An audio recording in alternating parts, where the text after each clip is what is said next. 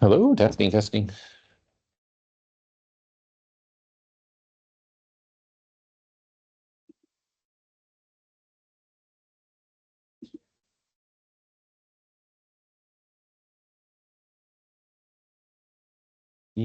Where is Keynote?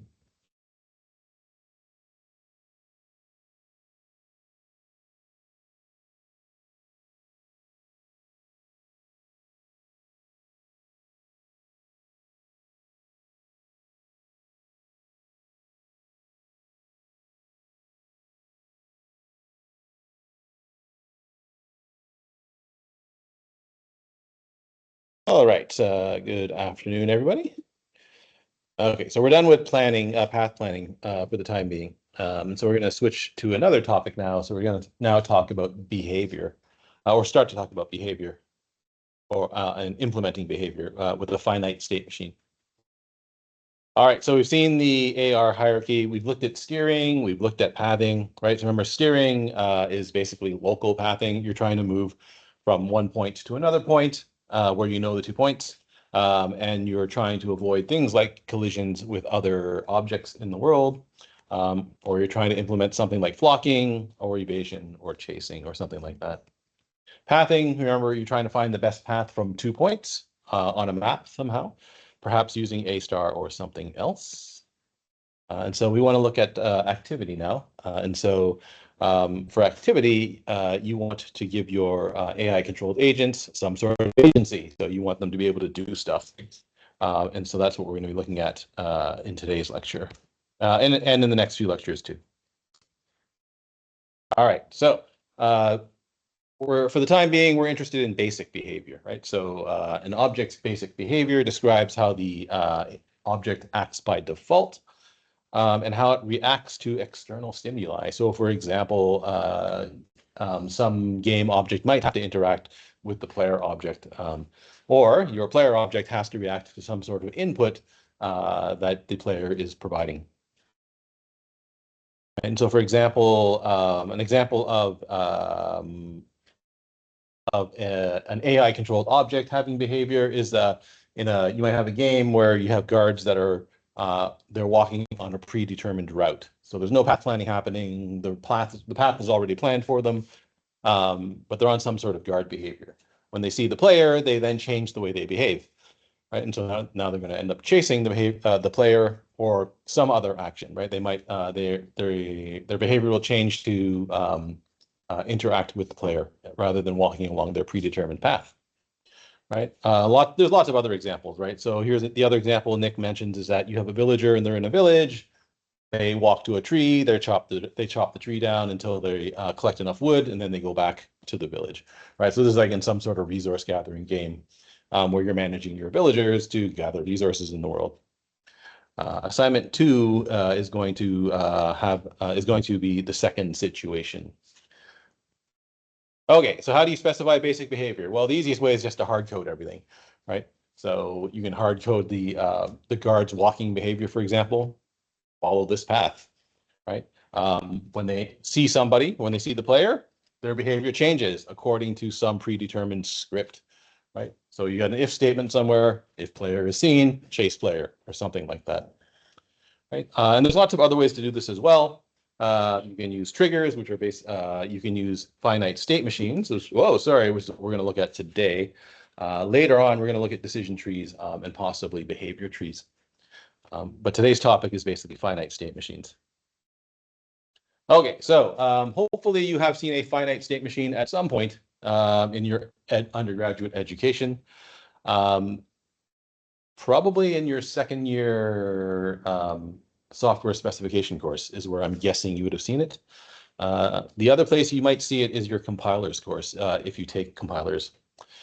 So a finite state machine is a mathematical model of computation where the machine can be in exactly one of a finite number of states at any given time. And so in a video game, if you use a finite state machine to model the behavior of an agent, we say that the agent is always in exactly one of several predetermined states. Now, the finite state machine is able to change from one state to another, right? So these are called transitions if you're talking about, if you're using the language used to describe finite state machines. So a change of state is called a transition. Transitions are finite, so the number of transitions are finite, right? And they're usually predetermined, right? So remember, so a transition is just a change from one state to another state. Not all transitions it is not required that all transitions be possible. So if you have 5 states, it's not required that you be able to transition from state 2 to state 5, for example, right?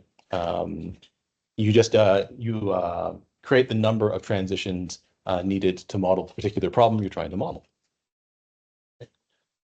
So here's an example of what a finite state machine looks like, a typical finite state machine looks like. So it looks like a bit like a graph. The circles are your nodes. So those are your states, right?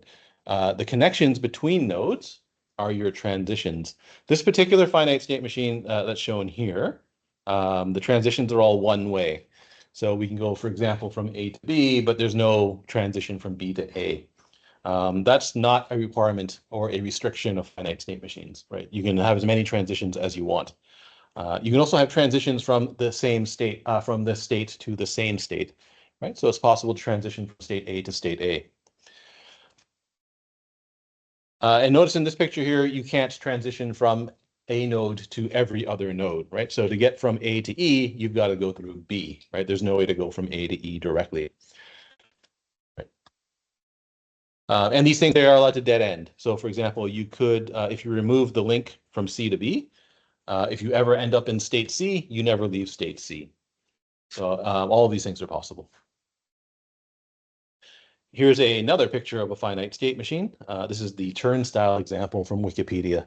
So the turnstile is just one of these, I don't know, if you ever tried to use the subway in Toronto, you've got the gates that are locked by a Presto card, right? It's the same idea. This is a physical turnstile. You put a coin into the turnstile to unlock the turnstile, and then you can go through.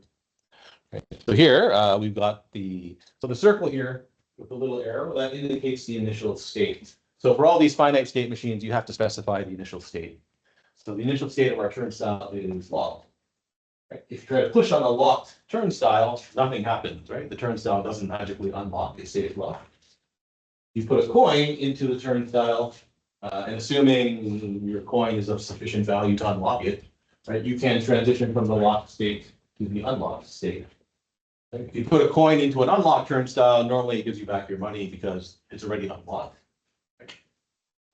So putting a coin into an unlocked turnstile doesn't do anything, right? It doesn't change the state. Pushing on an unlocked turnstile, so when you push on the turnstile to go through it, that resets the turnstile back into a locked state. And so there's a simple example of a finite state machine for a turnstile. Right. Implementing this thing in software, it turns out, is more code than you think it ought to be. We'll see that in just a second. Here's one more example. This one is from this site here, which is the website for a book that talks about design patterns. This one talks about a document that can be, this is sort of like for Wikipedia. So you have an electronic document of some kind that's drafted by a user of Wikipedia. Right? So normally in Wikipedia, you can't publish a change automatically. It has to be approved by somebody.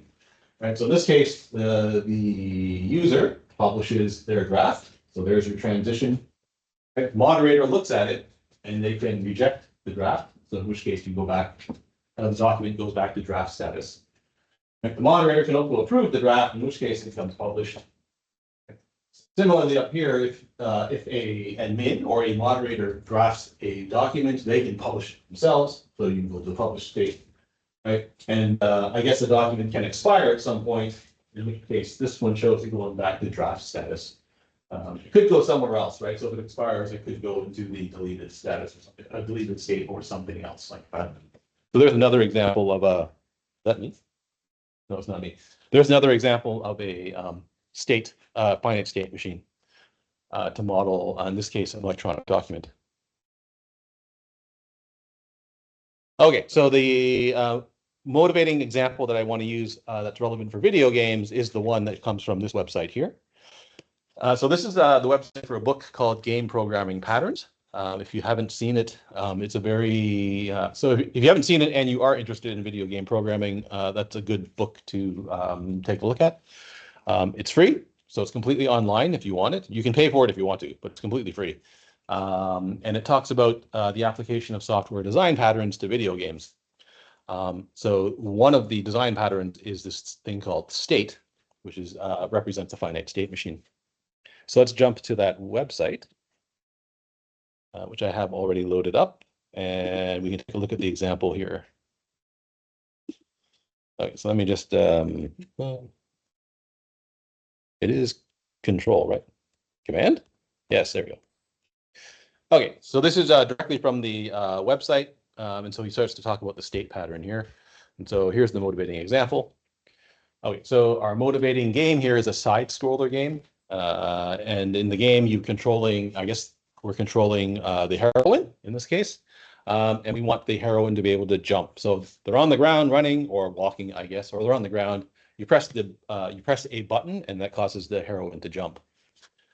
So the function or the method in this case that handles the input, he's calling handle input. Okay, so how do you write the code for this? This is all in C++, by the way. The language doesn't matter. So if the input is the press B, so that's the jump button, it looks like they changed the Y velocity of the character. So in other words, they move up, right? And they set the image or the, I guess the icon or the sprite to the jumping image.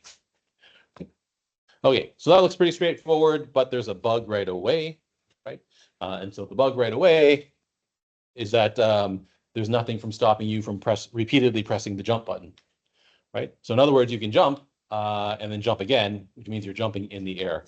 In some games, you want to be able to do that. So you want to be able to do a double jump in a lot of games.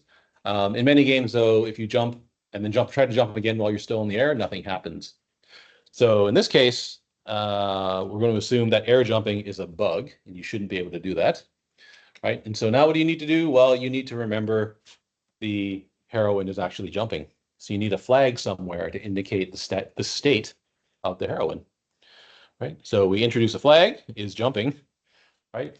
So if you're not jumping, jumping becomes true, and now you do the jump related behavior, right? So your Y velocity goes, your Y velocity becomes the jump velocity, and your image that you use to draw the character becomes the jumping image.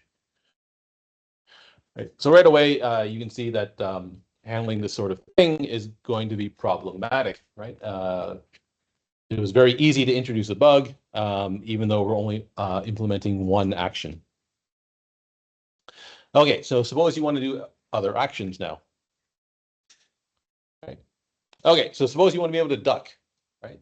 So you duck when you press the ducking button. So I guess it's pressed down, right? When you release the duck button, you stand up. Right, so now you put in some extra logic into your handle input method. Right, so here's your jumping code. Right, now if you press down and you're not jumping, you duck.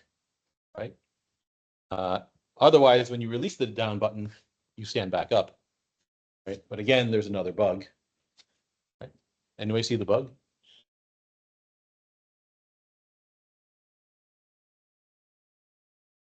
So the bug here is if you're jumping, all this stuff happens.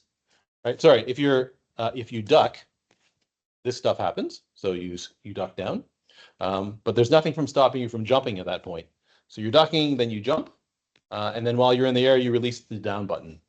And so now you stand up while you're in the air instead of showing the jumping, instead of having the jumping, instead of showing the jumping figure, right? So you're ducking, then you jump, and then while you're in the air, you release the ducking button, and you end up standing up. Right. So now what do you need? Well, you need another flag to indicate that you're ducking. So if you're not jumping and you're not ducking, then you jump. Right. If you're jumping, you do something. Right. If you're ducking, you do something else. Right. And now you keep on adding different actions, and your logic here becomes more and more convoluted. Right. You end up with all of these if statements, and trying to debug this thing becomes hugely problematic because you have to trace through all of these if statements and determine where you are. So this is a huge problem, right? It quickly becomes worse. So now he introduces a dive attack, right? And again, you end up with a bug very quickly, and so on and so on and so on, right? And then a lot of games were originally written this way, and probably still are, right? There's some convoluted piece of code with a bunch of if statements that handles the logic of transitioning between states, right? And so the possible solution in this case is to turn this thing into a finite state machine. So there's a picture right here, right? So there's a finite state machine showing the possible transitions between states in this little game, right? So we're going to start out in the standing state, right? If you press the B button, you jump, right? If you press the down button, you duck, right? When you release the down button, you end up back standing. If you press the B button and you're jumping, and you press the down button, then you end up in the diving motion. So notice that in the finite state machine, there's no way from going from jumping to ducking or anything else like that, right? And now, so the trick is how do you turn this into a piece of code, right? And so that's what we're going to look at now.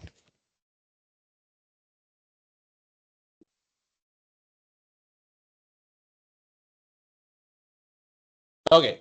Have any of you heard of the Gang of Four? Okay, so in you must have taken the third year software engineering course, right? To be here, you must have taken one of the third year software, either the game design one or the other one for the other majors, right? Do they ever tell you about design patterns in that course? Yeah. Okay, so the Gang of Four. There's a very famous book that came out in 1990 something. It's called Design Patterns: Elements of Reusable Software. There's four people who wrote it. They're called the Gang of Four. It's a very famous book. So in that book, they describe, I forget how many, several dozen different patterns of software that occur over and over and over again. So if you're familiar with these patterns, you can identify these patterns in the software that you're writing.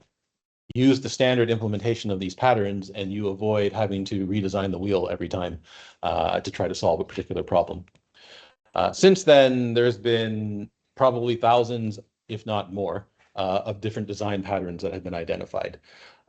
Every domain of programming has its own different types of design patterns, right? So if you're working in databases, there are different design patterns. If you're working in the web, there's all sorts of other design patterns.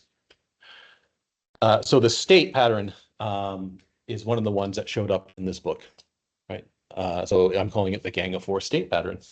And so the way, this is a UML diagram showing you the classes that are involved in this particular pattern. It's not complete. So I'm going to show you the complete implementation of this thing in just a minute.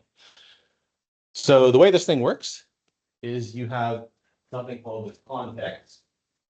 So the context is just the thing that has some kind of state, right? So in our turnstile example, our context would be a turnstile object, right? Turnstile object has two states, it's either locked or unlocked, right? In our video game example, the context would be the heroine, right? The heroine has multiple states, right? Standing, jumping, diving, et cetera, et cetera, et cetera. So the way this works is that you have a reference to a state. So remember the diving means in the UML diagram, right? Just aggregation, right? So the context has a field, which has its states, right? And the state thing here, it's either an interface in Java or a abstract class, right? And so your actual states, they all inherit or implement that interface that's right there. So the context has to perform some action, right? So they're calling that request, right? The way this method works is it asks the state to handle that request. Right? So it calls the method handle on the states. Every state object has its own version of the handle method. So there is the that's the UML synopsis of the state pattern. The actual implementation is a little bit more difficult, but it's not too bad. Right. So When you look at this picture here, we know that in a state machine, you can transition from state to state, right? And if you look at the picture, there's nothing here that seems to indicate it's possible to switch from this state to this state, for example. So that's one of the things you have to take care of when you go to implement this thing, right? So exactly who is it that defines the transitions between states, right? So if your state machine is small, you can let the context handle the transitions, right? So in other words, the context in it somewhere there's a method or methods that deal with switching the state of the object, the state of the context. It's probably more flexible though if you let the subclasses define their own transitions, right? And so we're going to take that approach in just a minute. If the subclasses define their own transitions, right, then the context object needs some way to change the state. Right. So in other words, if this object here can switch this. Sorry, if this object here has a transition to state B, right? Then somehow this object here has to be able to tell the context to switch its state object to state. So there has to be some method here that there has to be some mechanism here that lets one of these set a new state object. Right. Another issue is, are state objects actually required, right? And so if your state object needs to store data, then you probably need state objects, right? That's the whole point of not having an object, right? Every object gets its own copy of its variables, right? Has its own state. Right. If the state objects don't need to store their own data, then it doesn't make sense to make new objects all the time whenever you need to switch states. Right. And for that, you should use the singleton pattern, which is another pattern that's described in the Django 4 book. Okay. Oh, sorry, not this. So there's the turnstile example, right? So let's implement a turnstile class. I'm going to do it in Java. It's the easiest way to do it. So let's implement a turnstile class. We'll do it the hard way, right? Where we encode the logic of the locked and unlocked state ourselves, right? And then we'll do it with the state pattern and see how you actually implement the state pattern. So I've got Eclipse over here, and you can't read that because it's way too small.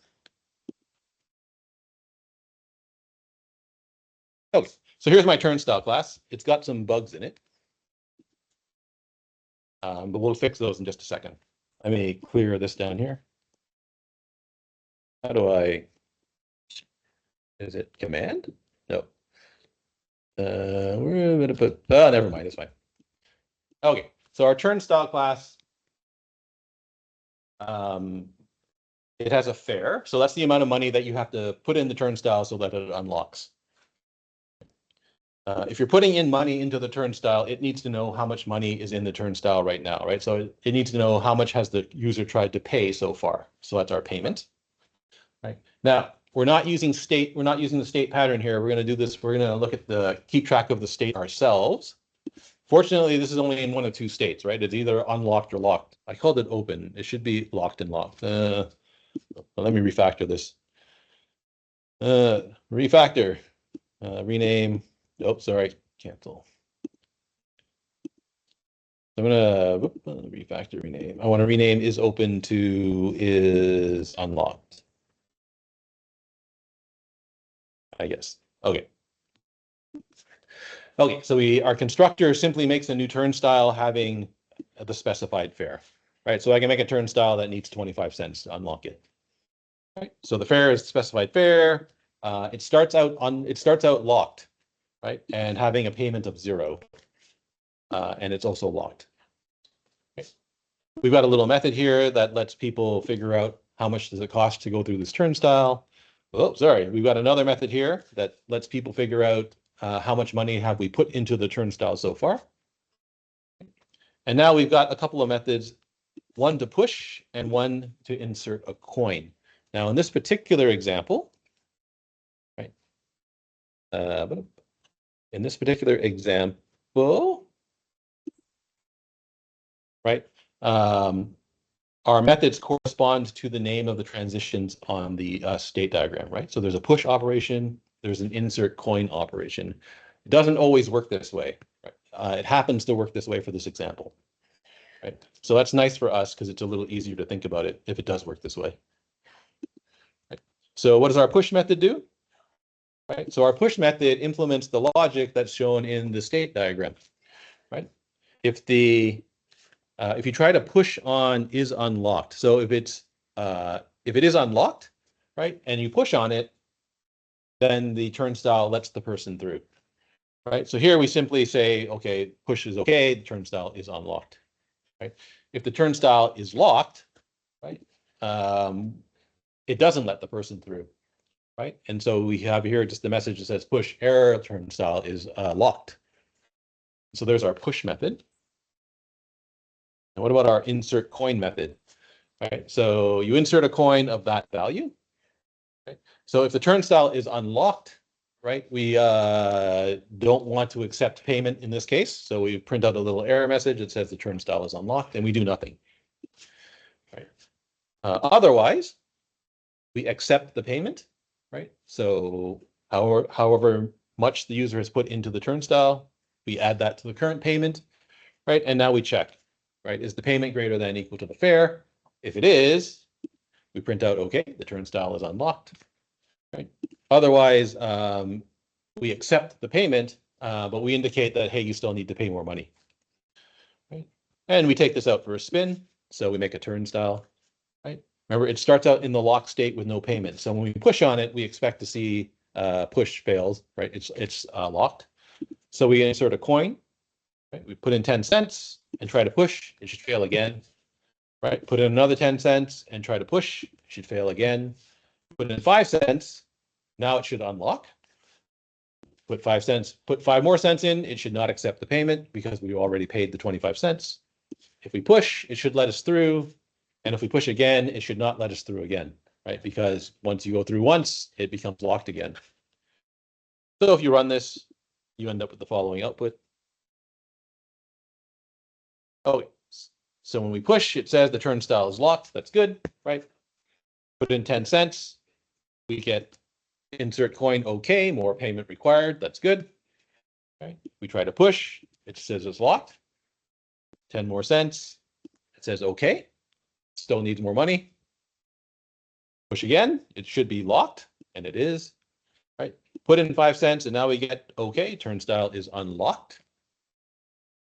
Put in 5 more cents, and we would like to say we'd like for there to be an error message, but we don't get an error message. It still says it's unlocked. Right? And now when we push on it, it says it's locked, even though we know it's unlocked. Right? And we push on it again, now it's locked again, which is what we expected to happen. So it looks like we've got some bugs in our code. Right? Now remember, this is a very simple version. This is about as simple a version of a problem as you can try to solve or try to model with a finite state machine. And even the first time through, I didn't get this right. Right? And so what has gone wrong? Right? And so a few things have gone wrong. Right? If you look inside the push method, right? Remember how we are modeling transitions between states. We've just got a Boolean variable, right? Nothing inside the method actually sets the Boolean variable, right? So if you push and it's unlocked, right? You have to remember that after you push, you have to relock the gate, right? Or the turnstile. So here we need this is unlocked to be set to false, right? So there's one problem. Run that. Okay, so it's locked. Put in 10 cents, still locked. Put in 10 cents, still locked. Put in 5 cents, it's unlocked. That's good, right? But if you push on it, it still says it's locked, right? Which is not good. So something else is going on. What else is going on, right? So in insert coin, again, we're missing the transition from locked to unlocked. So if the payment is greater than the fare, unlock the gate. So this is on screw, right? Okay. Now let's see what happens. Okay. Push on a new turnstile, it's locked. Good. Put in 10 cents, still locked. 10 more cents, still locked. Put in 5 cents, it's unlocked, which is good. Right? You try to put in more money, and it's still now it says there's an error, right?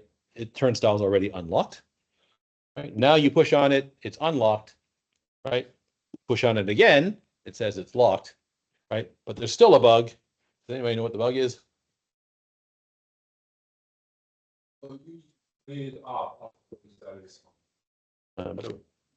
Here? Yeah, you need to set this payment. Yes, that's right. Right.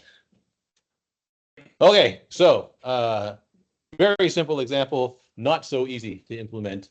You have to, it's very easy to make mistakes in this particular case. Right. All right, so how do we transform this particular thing into, or this particular implementation into something that looks like this, right? So the way you do it here is that your context, that becomes your turnstile, right? The picture is a little misleading here. Well, it's not misleading. You have to realize that this is not the, that this is only the simplest possible example. So here it shows you there's one method called request, right? That hands off the request to the state to deal with, right? So every method that needs a state object to deal with something, you can repeat here. Right? So when you look at our code, there's two methods that require the state object to come into play, right? There's the push method and there is the insert coin method. So in our picture here, this is going to be turnstile, and then there's going to be two methods here, right? The push method and the insert coin method. So back to Eclipse. So I've got turnstile with state. So this is going to be my implementation that uses the state pattern. Right? Still has a fare, still has a payment, right? Now, one of your fields here is a field to the current state. Right? And so I have another type called turnstile state that I'll tell you about in just a second. Right? So now you hold a reference to a state object. Right? And that was the diamond in the picture in the UML diagram. Right? So inside our constructor, it's all the same. Right? The fare is the fare, the payment is the 0. Now there's no is locked or is unlocked, right? Instead, there's a state object that deals with the locked and unlocked state of the turnstile. So for the state, we make a new locked state object. Right? Get fare, get payment, they stay the same. Right? For the push method, right, we don't deal with the logic ourselves inside the turnstile. Right? We simply ask the state object to deal with this. Right? So the push method simply asks the state method to handle the push request. Right? It passes itself, so it passes a turnstile reference to the push to the state state object's push method, right? And that's because the state object needs to access stuff in the turnstile in order to process the request. Insert coin's exactly the same, right? Rather than dealing with all of the logic of inserting a coin ourselves, we simply ask our state object to handle the insert coin request. Right? If the insert coin needs information in the turnstile, it needs the fare and payment information. Right? We can give it that information by passing in a reference to the turnstile object, right? Which in Java is just this.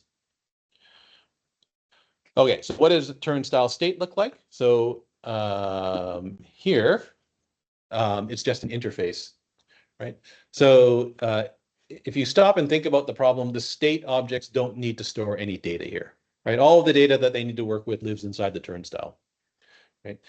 If we pass in a reference to the turnstile, we don't even have to keep a reference to the turnstile itself.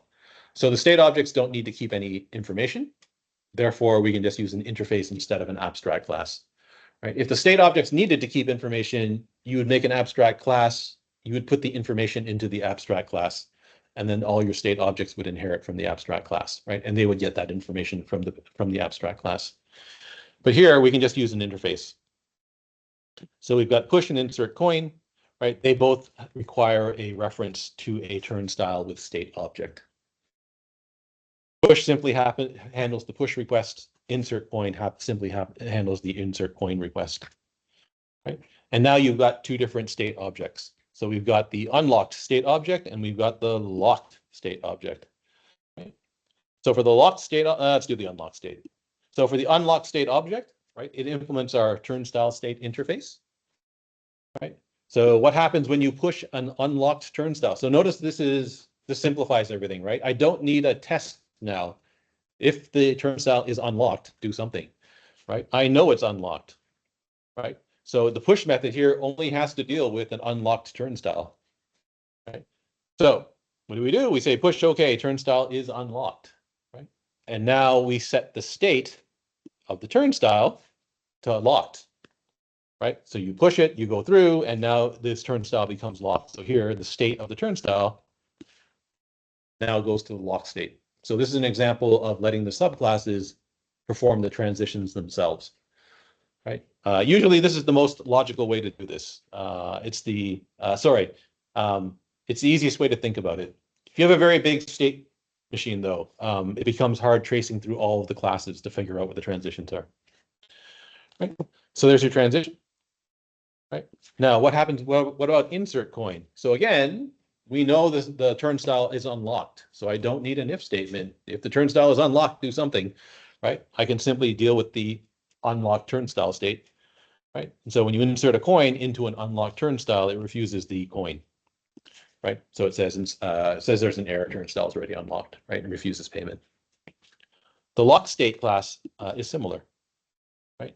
So when you push a locked turnstile, nothing happens, right? Trying to push a locked turnstile is an error because the turnstile is locked, right? Again, I don't need the if statement. If the turnstile is locked, to do something, right?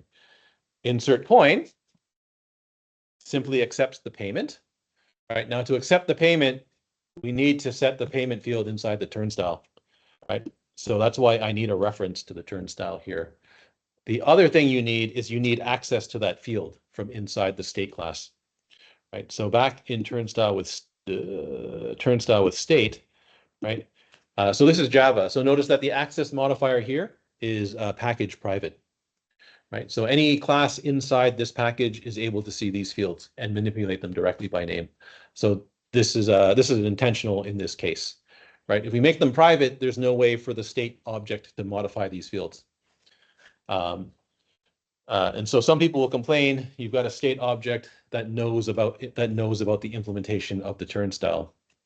I would argue this is the only way you can easily implement it, right?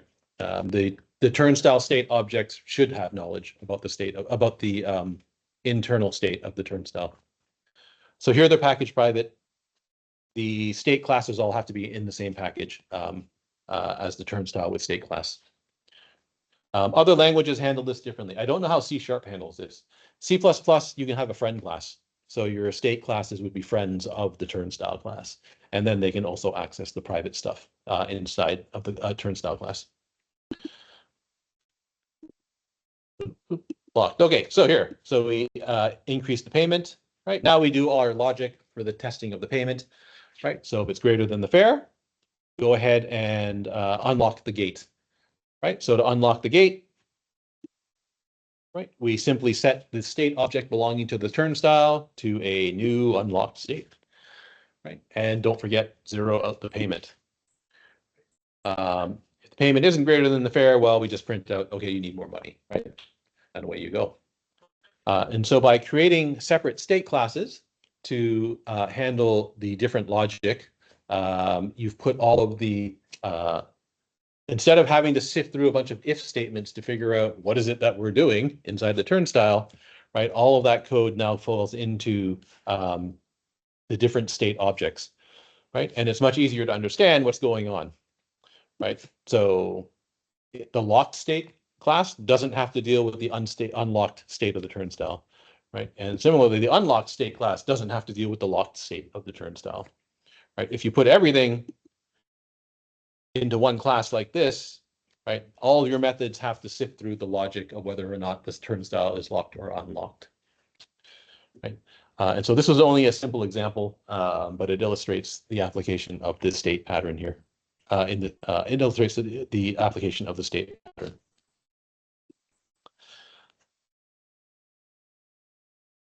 Come on.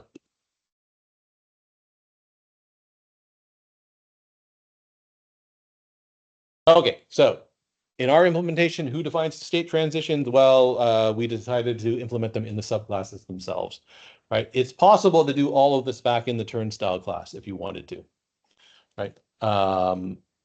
So you could do it that way as well. In this particular case, it doesn't really matter. It's roughly the same complexity either way.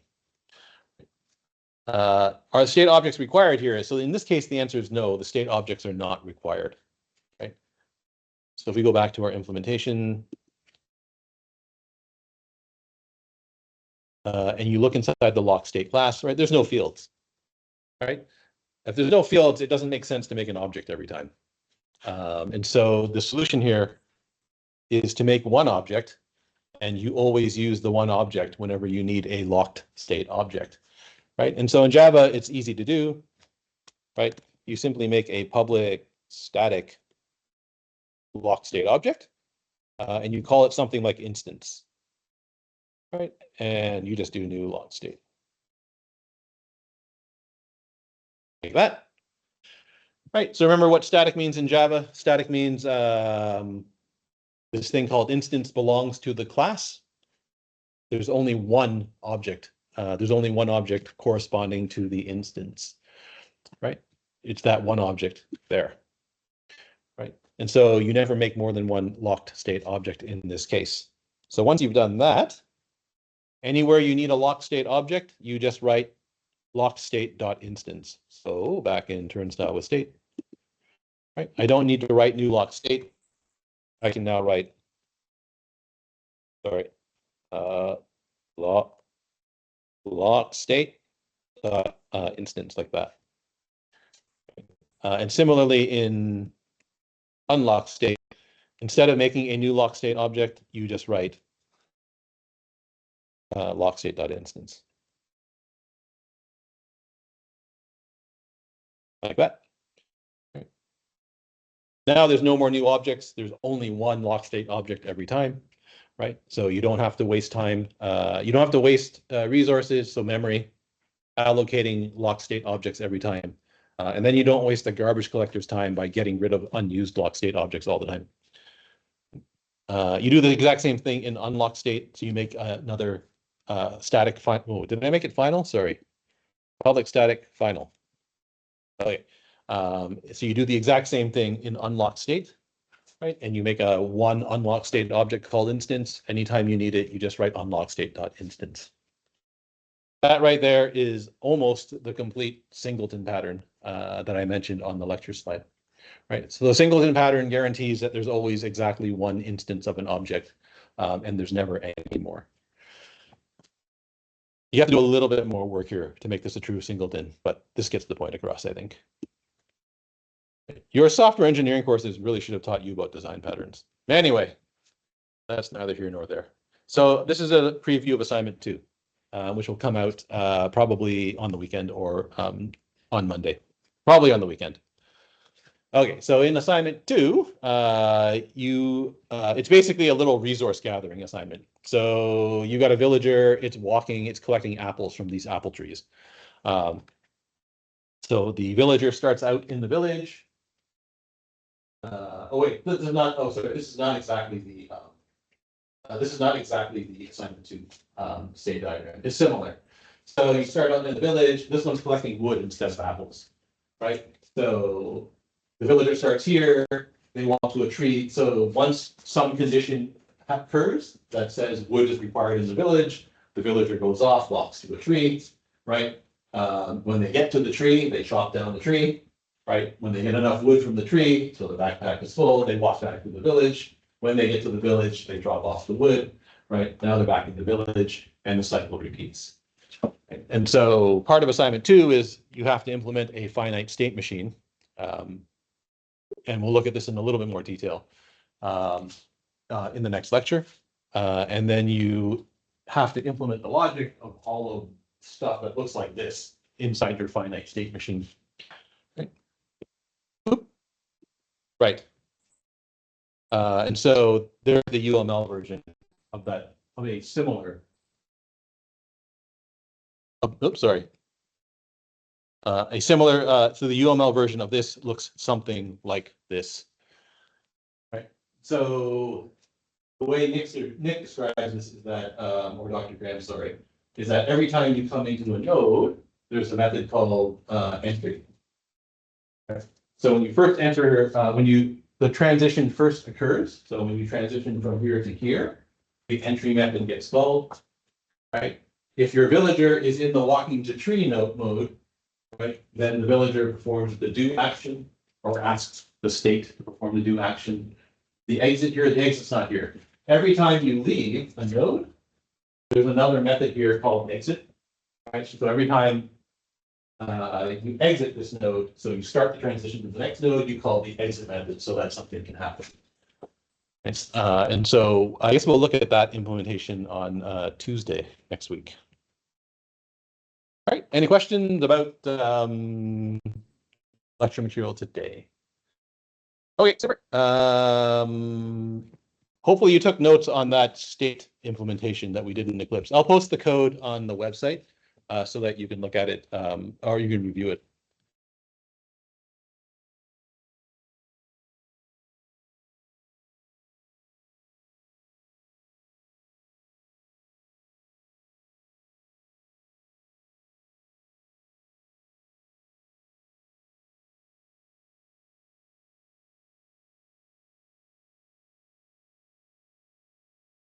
Yeah.